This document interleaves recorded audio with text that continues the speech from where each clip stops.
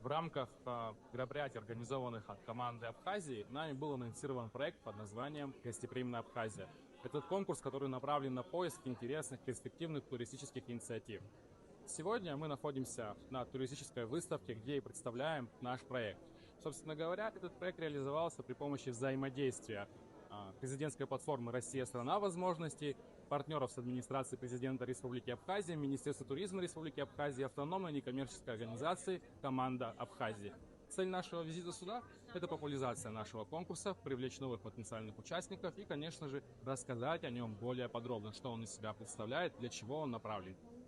Конкурс «Гостеприимная Абхазия» – это целый комплекс, который направлен на улучшение туристической дестинации, расширение понятия гостеприимства и предоставляемых туристических услуг, в том числе направленных на реализацию новых перспективных и интересных проектов, которые наши участники смогут подавать в рамках нашего конкурса и реализовывать их при нашей поддержке.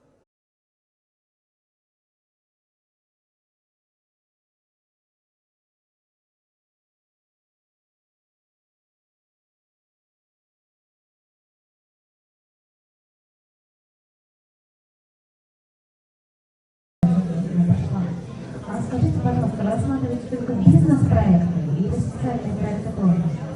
Президентская платформа «Россия – страна возможностей» при помощи партнеров